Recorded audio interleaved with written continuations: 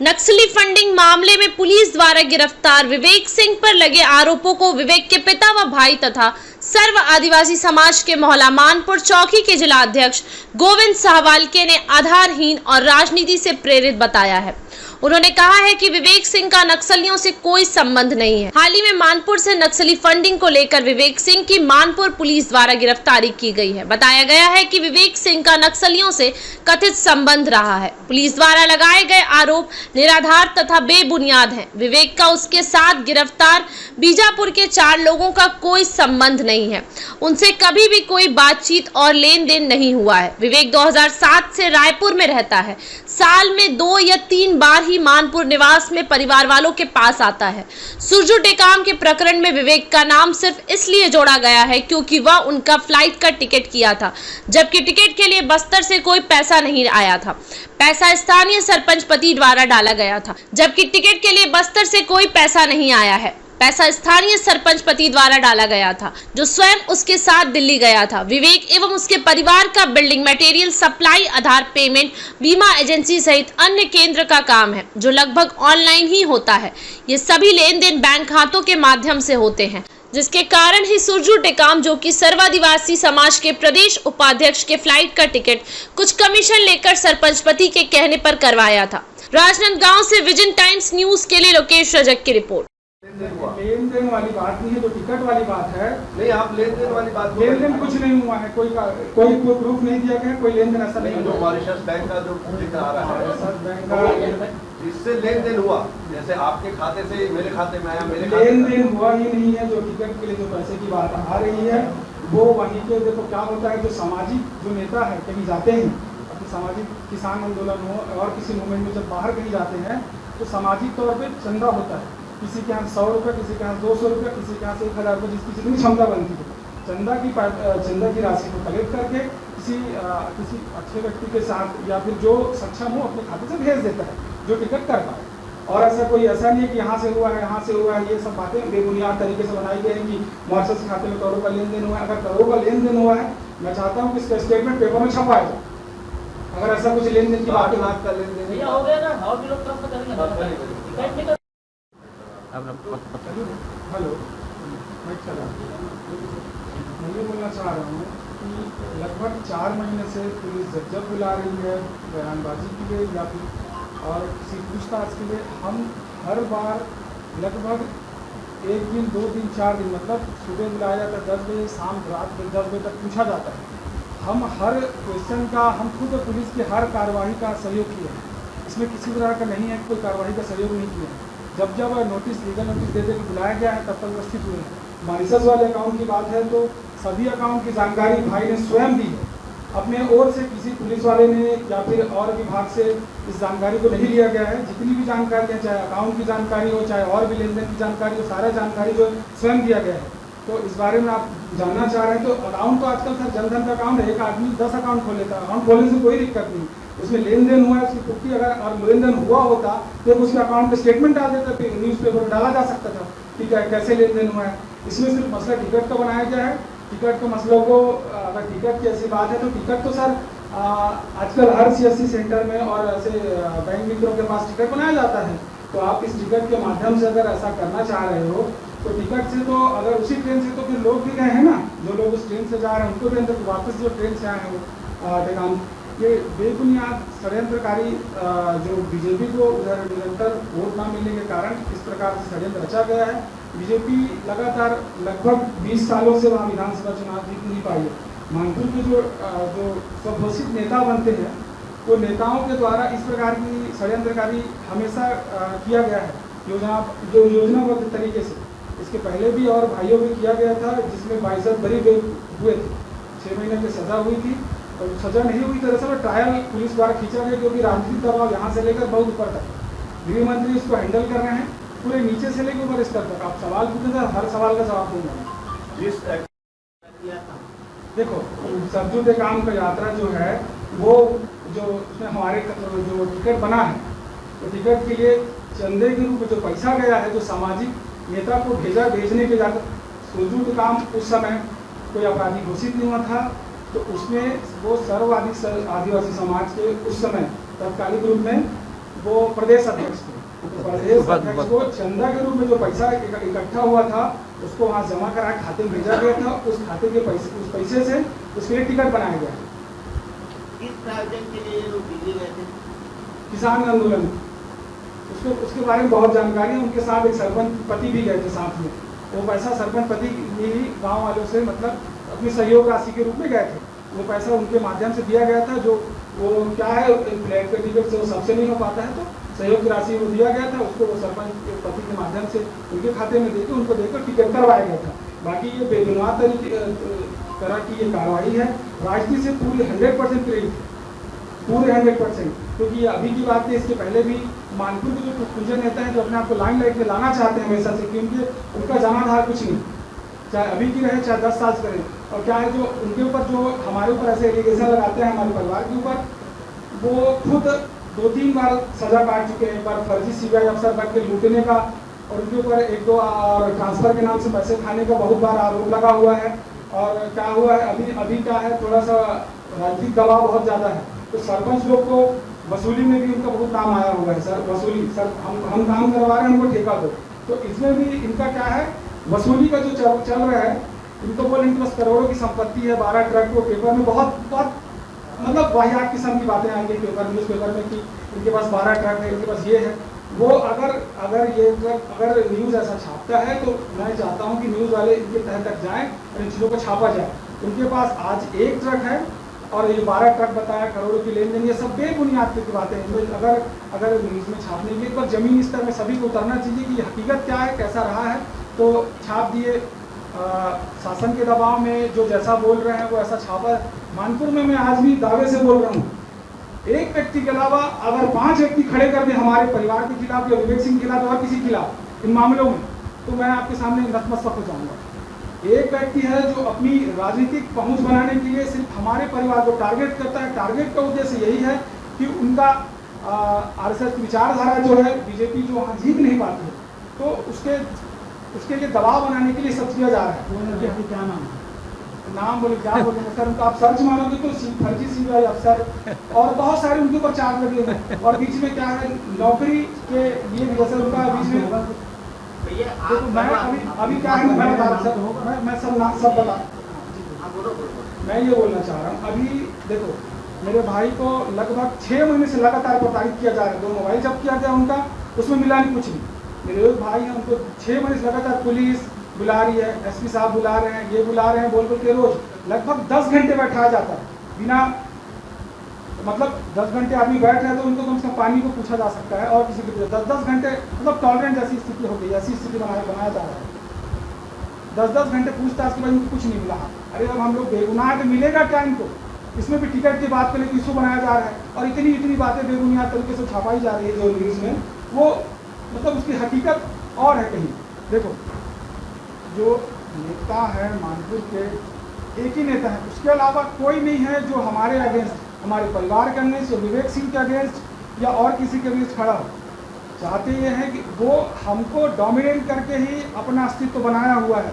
इसके पहले बहुत बार वैसे किया, एक बार और वैसा किया हुआ था मानपुर में। तो हमारे व्यवसाय के पीछे वो पड़ा हुआ है कि इनका व्यवसाय मतलब हमारा जो जीविकोपार्जन का जो चीज़ें हैं उन पे वो प्रहार करता है, वो मीटिंग करता है। क्योंकि राजनीतिक दबाव से सरपंच वगैरह भी कुछ नहीं बोल पा रहे हैं। फिर सीधा चाहे सांसद महोदय का हो चाहे और हो, तो उधर से सीधा दबाव है ऊपर बहुत ऊपरी लेवल से। ये जो बोल रहे हैं वही सही है। एक्चुअली में पुलिस भी जांच कम कर रही है, वहाँ से जो निर्देश आ रहे हैं, जो ड्राफ्ट हो रहा है, वही पूरा पत्रकारों के बीच जा रहा है। मतलब वो जो बोल वहाँ से ड्राफ्टिंग होती है, सही समझ आती कि ड्राफ्ट कौन करके दिया है, चाहे और कुछ हो, चाहे लेख हो, चाहे प्रेस विज्ञप्ति हो, वही ड्राफ्टिंग हो रहा है। जो बातें भाई ने स्वयं बताई अपने तरफ से, वही चीज़ें को घुमा फिरा के और बताया जा रहा है, भटकाया जा रहा है, और ऐसे आप कुछ नहीं कर रहे। मैं सवालों का जवाब दे पाऊँगा। तो वहाँ हमारा प्रशासन के साथ बैठक भी हुई एसपी कलेक्टर से। भाई आप अगर मान लो जाए सुरजू टेकाम के बारे में बार बार बोलते, हम लोग को भी बोल रहे थे, सुरजू टेकाम हमारे समाज के, इसके मतलब नहीं हो कुछ भी करे और समाज उसका सपोर्ट कर ले। यहाँ नियम प्रजातंत्र में सबके लिए कानून होता है। आपने बोलते हैं बिना किसी आदमी को अगर उठाना है, अगर किसी नक्सली का भी डेड बॉडी हो जाए या पुलिस का डेड बॉडी हो, तो बिना पंचनामा के नहीं उठाया जाता उसको। आप रात के 2 बजे उस आदमी को उठाए हैं और ना वहां का पटेल, वहां का पंच, वहां का कोई कटवार नहीं था। आप इतने वहां पूरे उसका वीडियो खुसेड है, बना हुआ है, उनका वीडियो बना हुआ है कि एक पुलिस वहां उसके घूस रहे हैं थैला पकड़ के, फिर उसके बाद हाँ हाँ हाँ ये मिल गया। भाई रात के 2 बजे आपके पास, उसके पास बम, आपके सूत्रों ने इतने अगर वहां पे स्ट्रांग है तो दिन में पकड़ना था उनको। और इतना बड़े अगर नक्सली का आदमी वो बम रखेगा, कोई आदमी अपने घर में बम रखे रहेगा? तो इस चीज को हम लोग भी समझते हैं, ऐसा नहीं है। और उनका भी जब ये भारतीय जनता पार्टी की सरकार रहा तो वो राजनांदगांव जिले में उनका एक 2-3 उनका फर्जी काउंटर का मामले भी है। फिर भारतीय जनता पार्टी का सरकार है, अचानक से वहां फिर प्रकट हो गया और फिर वही काम चालू हो रहा है। तो हमें ऐसा लगता है, पत्रकार बंधुओं ने बोलता है सूत्रों के अनुसार जानकारी मिला है, हमें भी सूत्रों के अनुसार जानकारी होता है कि उनको केवल आदिवासियों के लिए परेशान करने के लिए भारतीय जनता पार्टी ने पदस्थ की है, ऐसा हमारा भी आशंका है। धन्यवाद। लेकर पिछले 1.5 महीना पहले जेल भरो आंदोलन हुआ मानपुर में, जहां प्रदेश भर से तमाम लोग आए, इकट्ठा हुए सर्ववादी समाज के बैनर तले पर, और उसमें आईजी, डीआईजी, यहाँ तक मुख्यमंत्री को भी, मुख्यमंत्री सचिवालय से, मुख्यमंत्री कार्यालय से फोन आ रहा था हमारे प्रदेश दिल्ली राजरा नहीं मानपुर में। सर उसमें क्या हुआ मालूम है, उसमें लोगों को आने ही नहीं दिया गया। तो नहीं सुनो, मैं बोल रहा हूँ, उसमें क्या है कि पूरा आईजी, डीआईजी, यहाँ तक यहाँ का एसपी, कलेक्टर हाथ ऊपर कर दिया, क्योंकि वो बलौदाबाजार मामला हुआ था। तो पूरा मिलिट्री फोर्स लगा है, पूरा संपूर्ण छत्तीसगढ़ और महाराष्ट्र के थाने अलर्ट हुए और हर जगह बैरिकेड लगाया गया, हर जगह। तो क्या मालूम नहीं था कि केंद्रीय मंत्री को मालूम था? यहाँ से जो मिलिट्री फोर्स किसकी है, गृह मंत्रालय है, तो गृह मंत्रालय को मालूम था मानपुर में क्या हो रहा है। हर प्रशासन के तबके को मालूम था मानपुर में क्या हो रहा है, कौन सी घटना चल रही है, क्या हो रहा है, कैसा राजनीतिक तंत्र वहां पर काम कर रहा है, और कैसा मिलिट्री फोर्स काम कर रहा है, कैसा पुलिस फोर्स काम कर रहा है, और कैसा एसपी जो काम कर रहा है। एसपी पहले भी यहाँ राजनांदगांव में क्या था, एडिशनल था, उनका क्या क्या काम हुआ है, किस टाइप का हमारे क्षेत्र डोंगरगढ़ क्षेत्र में एनकाउंटर हुआ था, उनका क्या, उसमें क्या था, क्या बेबुनियाद आदिवासी थे, क्या थे, नक्सली थे, हम सब जान रहे हैं। लेकिन पर्टिकुलरली एक आदिवासी समाज या आदिवासी समर्थन के लिए जो काम करते हैं उसी को टारगेट किया जा रहा है और उन्हीं को उठाया जा रहा है, थानों में बैठाला जा रहा है, बच्चियों को उत्पीड़न किया जा रहा है, थानों में बच्चियों को पुलिस वाला हाथ पकड़ के लेके जा रहा है। तो इस टाइप के मामले हो रहे हैं वहाँ पर, वहाँ संज्ञान नहीं ले रहा है, कलेक्टर हाथ पे हाथ धरा बैठा है, आवेदन निवेदन कर रहे हैं, समाज जाएगा कहाँ? देना नहीं, जब पढ़े कभी बीजेपी को करते हैं, कभी कांग्रेस को करते हैं। हम तो विसर्वादी समाज वाले हैं, बीच में रहते हैं, कोई पार्टी से हमारा लेना देना भी नहीं रहता है। इस तरह भाई इस घटना को भी तो समझना होगा। पुलिस लगातार क्षेत्र के आदिवासियों के ऊपर अत्याचार कर रही है, हाँ ये कह रहे हैं, हाँ ठीक है। तो समाज शासन प्रशासन को लेकर के अभी तक कोई बड़ा आंदोलन क्यों नहीं कर पा रहे, जिससे एक मैसेज जाए कि जो आदिवासी तो एक नक्सलवादियों का फंडी के नाम में उसको एक किया गया है, गलत है। क्योंकि उसके परिवार के लोग हमेशा वहाँ के आदिवासी हो या अन्य समाज हो, हमेशा सुख दुख दर्द में यहाँ अस्पताल हो, सरकारी काम में मदद करती है, और ये राजनीतिक षड्यंत्र के तहत इसको फंसाया गया है। और वहाँ के आज भी भाजपा कार्यकर्ता कहते हैं जब तक भाजपा ज्वाइन करो या उसको समर्पण करो तभी आपको छोड़ा जाएगा, नहीं तो और जो भी सिंह परिवार से संबंध रखेगा उसको हम तड़पाएंगे, सजा देंगे। इस तरह क्षेत्र में और 9 तारीख को भी, 9 अगस्त को भी मानपुर में उनके कार्यकर्ता द्वारा इसी तरह कहा गया। इसीलिए पूरा समाज भयभीत है कहीं ना कहीं।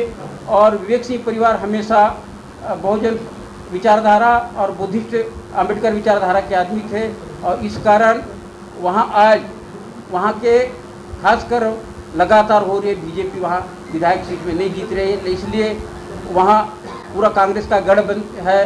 तो इसलिए राजनीतिक भुनाने के लिए राजनीतिक षड्यंत्र करके उसको फंसाया गया है।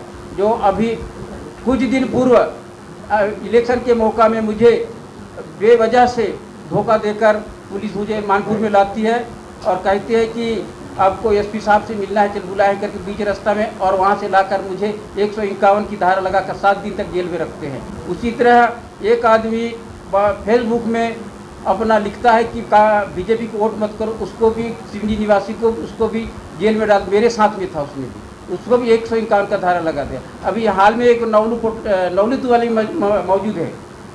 चुनाव प्रचार के लिए बीजेपी वाले गए थे, उसमें समील तिगाला जो कांग्रेस के थे उसमें शामिल था, उसको नहीं पहचाना।